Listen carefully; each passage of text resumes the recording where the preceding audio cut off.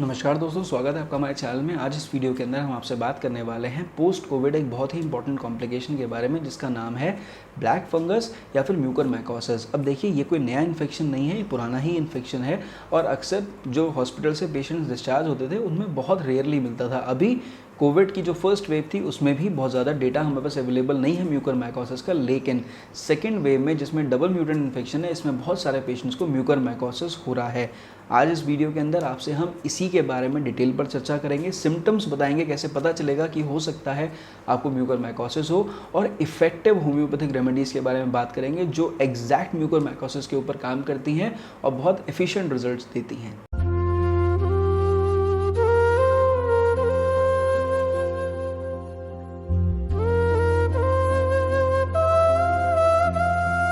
तो चलिए सबसे पहले बात कर लेते हैं कि म्यूकरमाइकोसिस किसे हो सकता है। सबसे पहले समझिए, ये एक अपॉर्चुनिस्टिक इन्फेक्शन है, नॉर्मल फंगल इन्फेक्शन है लेकिन अपॉर्चुनिस्टिक है, और ये आपके स्किन के आउटर सरफेस को टारगेट ना करके म्यूकस मेम्ब्रेन्स को टारगेट करता है, यानी आपके शरीर के अंदर के ऑर्गन्स को टारगेट करता है। क्योंकि ये इन्फेक्शन हॉस्पिटल से मिलता है तो ऐसा समझ लीजिए कि इसमें किसी हॉस्पिटल की गलती नहीं है, सिर्फ पेशेंट लोड ज़्यादा होने की वजह से जब आप स्टरलाइजेशन करते हैं तो कई बार स्टरलाइजेशन जल्दी हो जाता है, और ऐसा भी होता है कि जो हमारे ऑक्सीजन मास्क हैं या जो ट्यूब्स हैं ये अक्सर पेशेंट टू पेशेंट यूटिलाइज हो जाते हैं आफ्टर स्टरलाइजेशन। कहीं ना कहीं अगर थोड़ा सा भी फंगल इन्फेक्शन रह जाता है तो वही पेशेंट्स के अंदर ट्रांसमिट हो जाता है। अब कौन से पेशेंट्स ज़्यादा प्रोन है इस बीमारी के, ये समझ लीजिए। वो पेशेंट्स जो इम्यूनो कॉम्प्रोमाइज्ड हैं, जैसे कोविड पेशेंट्स जिनकी इम्यूनिटी वीक हो गई है, जिनकी वीकनेस बहुत ज़्यादा है पोस्ट कोविड, या फिर जो HIV पेशेंट्स हैं जिनका इम्यून सिस्टम कॉम्प्रोमाइज्ड है, या फिर जो लोग इम्यूनो सप्रेसेंट मेडिसिन पे चल रहे हैं, जैसे कि जो लोग स्टीरॉइड्स पे चल रहे हैं, जिनका ऑर्गन ट्रांसप्लांटेशन हुआ है, या फिर जो डायबिटिक पेशेंट्स हैं। तो ये सारे पेशेंट की जो कैटेगरीज हैं ये लोग ज़्यादा प्रोन हैं म्यूकरमाइकोसिस के इन्फेक्शन के लिए। अब अगर बात करें कैसे पता चलेगा आपको म्यूकरमाइकोसिस हो सकता है, तो ये भी समझिए।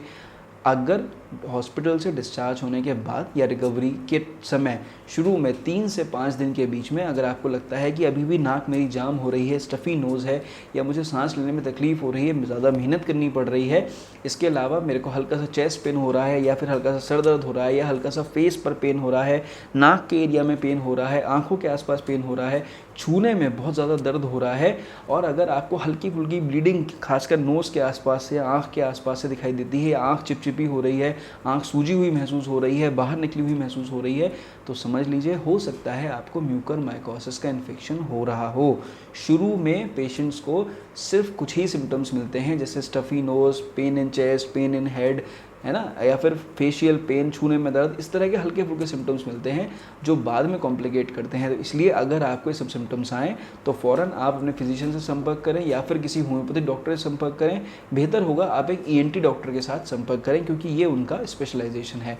अब बात करते हैं कैसे पता चलेगा म्यूकरमाइकोसिस है। देखिए, सबसे पहले ओरल एग्जामिनेशन होता है जिसमें देखने से पता चलता है कि है या नहीं। बहुत कम केसेस में आप उसे क्लियरली बता सकते हैं, unless and until it is very much evident. उसके अलावा हम CT स्कैन कराते हैं, MRI कराते हैं, उसमें भी कभी पता चलता है कभी नहीं चलता है, और फाइनली बायोप्सी में ही क्लियर हो पाता है कि ये म्यूकरमाइकोसिस है या नहीं, unless and until it is very much evident.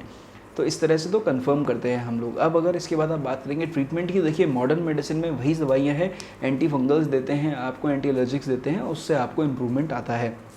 लेकिन अगर आप बात करें होम्योपैथी की, तो होम्योपैथी के अंदर बहुत ही एग्जैक्ट मेडिसिन अवेलेबल हैं जो कि म्यूकरमाइकोसिस के सिम्टम टू सिम्टम काम करती हैं।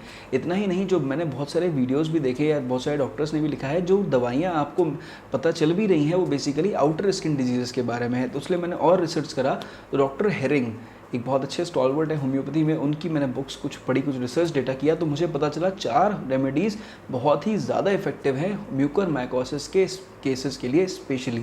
कौन कौन सी दवाइयाँ हैं? सबसे पहले बात करेंगे थूजा ऑक्सीडेंटालिस। अगर म्यूकरमाइकोसिस के सिम्टम्स आ रहे हैं, आसपास बिल्कुल सूज गया है, हार्डनेस आ गई है, सिस्टिक ग्रोथ सी बन गई है, छूने में बहुत ज़्यादा तकलीफ हो रही है पेशेंट को, तो और वहाँ से हल्की फुल्की सी भी ब्लीडिंग शुरू हो जा रही है, द मेडिसिन इज़ थूजा ऑक्सीडेंटालिस। इसके अलावा अगर ईडिमेटा स्वेलिंग हो रही है, बिल्कुल सूज गई, आँख सूज गई है पेशेंट की, बिल्कुल मोटी हो गई, बाहर की तरफ में आ गई है, या फिर नाक के आसपास बहुत ज़्यादा स्वेलिंग आ रही है, बल्कि स्वेलिंग है, ईडिमेटा स्वेलिंग है, द मेडिसिन इज़ काली आयोड। इसके अलावा अगर आपकी आई बॉल्स या आइस का एरिया स्पेशली अफेक्टेड है और ख़ासकर अगर आपको ओपेसिटी हो रही है, जैसे कॉर्नियल ओपेसिटी शुरू हो गई है बिकॉज ऑफ म्यूकरमाइकोसिस, जिसकी वजह से अक्सर पेशेंट्स की आंखें तक चली जाती हैं, the remedy is basically Calcarea carb. इसके अलावा अगर आपके ब्रेन इफेक्ट हो गया है, मेनिंजेस इफेक्ट हो गए हैं, मेनिंजाइटिस जैसे सिम्टम्स आ रहे हैं, तो ये मान के चलिए कि calcarea phos is a very straight forward remedy for mucormycosis. ये सिर्फ 4 दवाइयाँ ही नहीं हैं, इसके अलावा भी और सारी दवाइयाँ हैं जिसे हम फंगल इन्फेक्शंस में देते हैं, जो कि प्रोग्रेसिव फंगल इन्फेक्शन में बहुत ज़्यादा इफेक्टिव हैं। जैसे number 1 is merc sol, number 2 is acid nitricum, number 3 CP officinalis and number 4 is chlorum. अब देखिए क्लोरम एक रेयर मेडिसिन है, लेकिन chlorum is a very effective remedy for mucormycosis.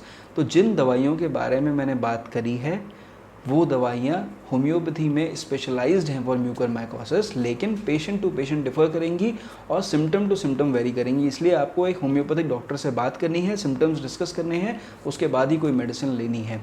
तो इस तरह इस वीडियो में, शॉर्ट वीडियो में मैंने बात करी थी अबाउट म्यूकरमाइकोसिस। डरने की कोई बात नहीं है, अपॉर्चुनिस्टिक इन्फेक्शन है, रेयर इन्फेक्शन है, लेकिन अगर आपको लगे सिम्टम्स हैं तो फ़ौरन अपने डॉक्टर से संपर्क करिए। और इसी तरह अगर आप चाहते हैं मैं सही जानकारियाँ पहुँचाता रहूँ आपके पास, तो चैनल को सब्सक्राइब ज़रूर करिए, वीडियो को लाइक करिए, और मेरी तरफ से नमस्कार, थैंक यू।